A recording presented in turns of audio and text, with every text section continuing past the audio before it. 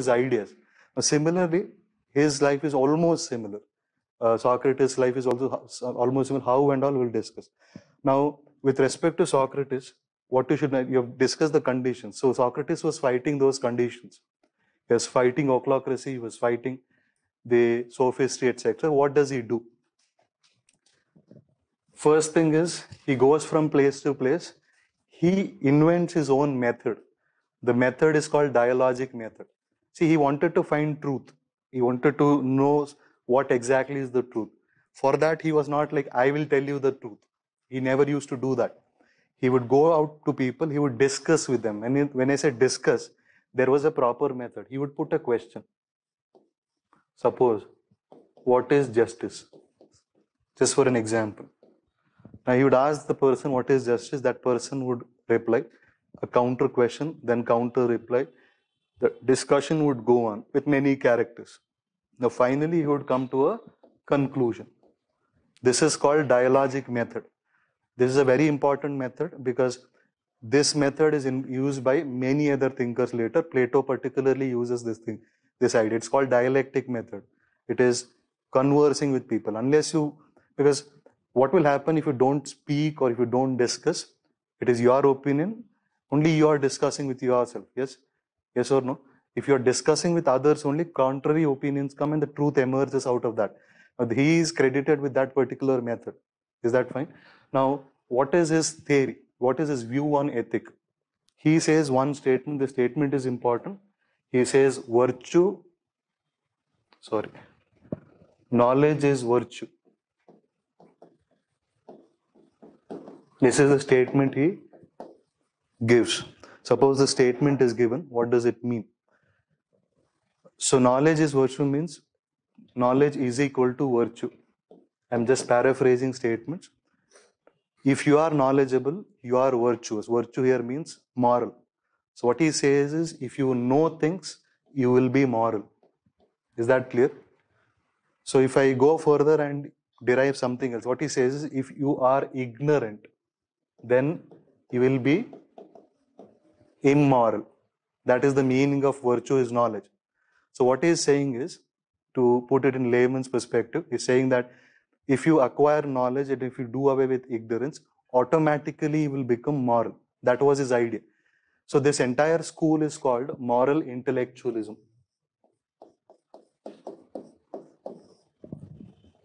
What is moral intellectualism?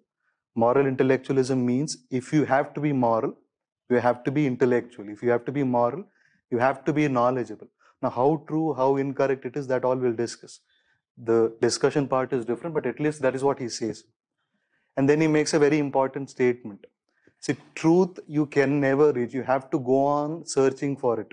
That is why this method, dialogic method. So he says, you are born with a specific essence. Whenever you are born with a specific purpose. What is your purpose as a human being?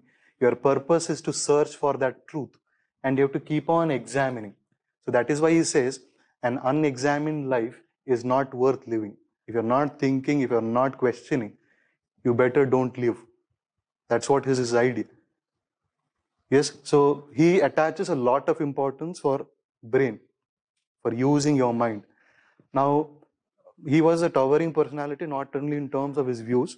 His personal life was a model. Why is a model? Because whenever you write answers, they ask you to give examples of some personalities, etc. He is a model. Why is a model? If you look at his story, now I told you he goes to people, he preaches, and he says, then there is a complaint made against him, because generally that is how society works. If somebody is bringing a change and a good change, others will be unhappy that how can he become popular, etc. Somebody goes and snitches on him, gives an information to the state. The state puts him behind prison. And when he's put behind prison, he has a very good quality. What is that quality? At any point of time, he does not ask for forgiveness. You know what kind of punishment they used to give earlier. He does not bow before them. He does not say that he has committed wrong. And thereafter, he also gets a chance. One of his disciples also makes an arrangement. He says that I'll make an arrangement for escaping from the jail. But he rejects it completely. So he says that the state does not know. That is why it is acting this way. If the state knew what it was, or what truth was, it would not act. So that is why he's so adamant on his idea that if you are knowledgeable, you won't do that. And very important, see, when you say he is a model who speaks truth to power. What is truth to power?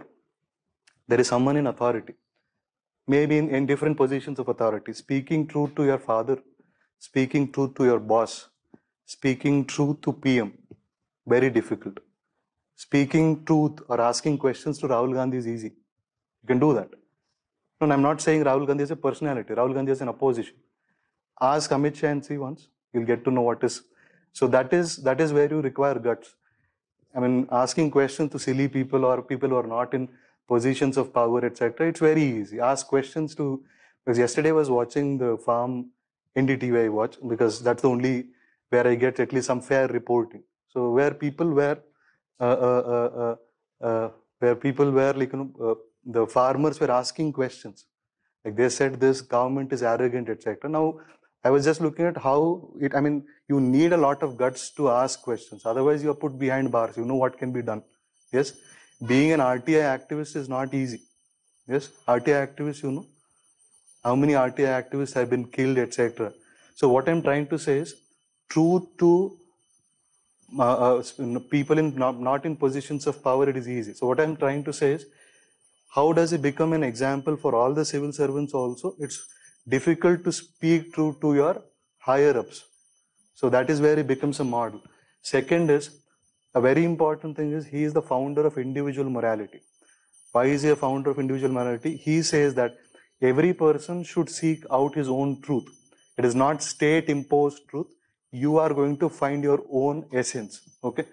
Next is, he says you should be just to even unjust. State was unjust to him.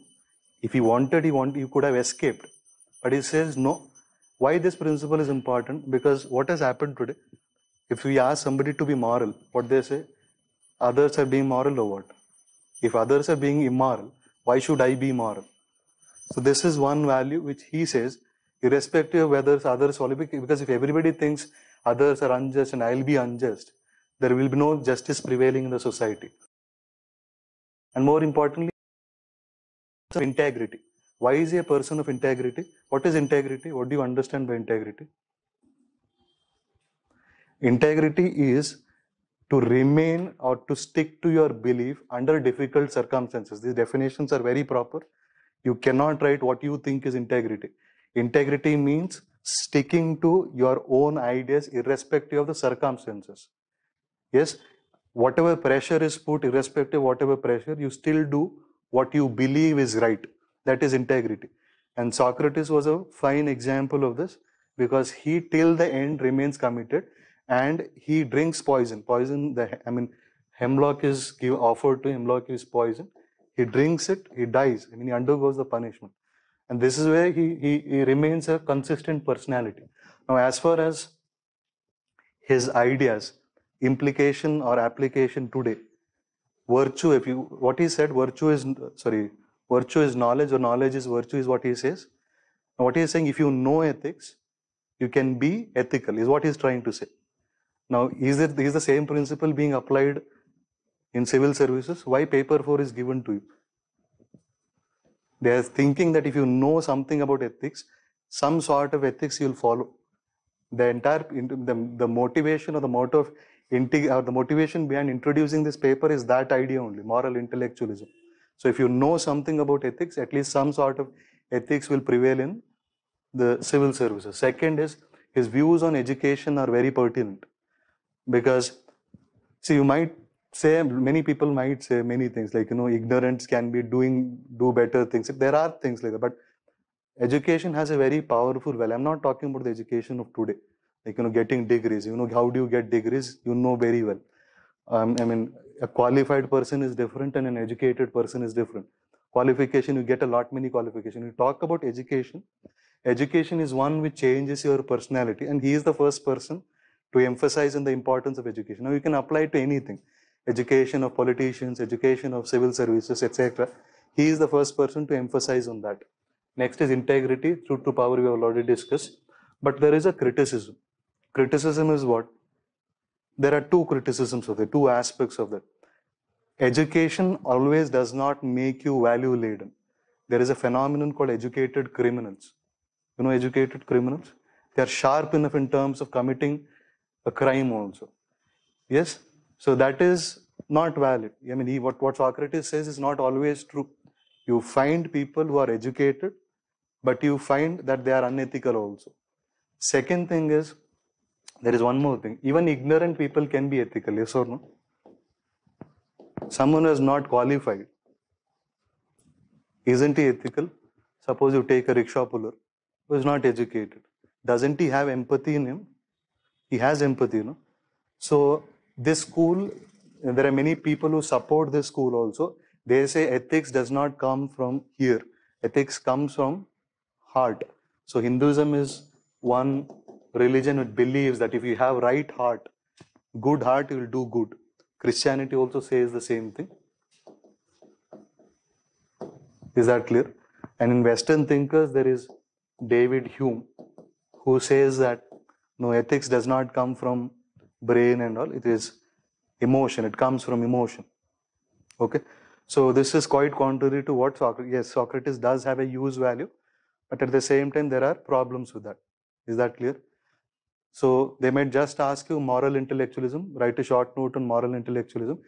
When they ask you moral intellectualism, it is not just Socrates. There are many people in that school. Okay, who are those? We'll discuss. After this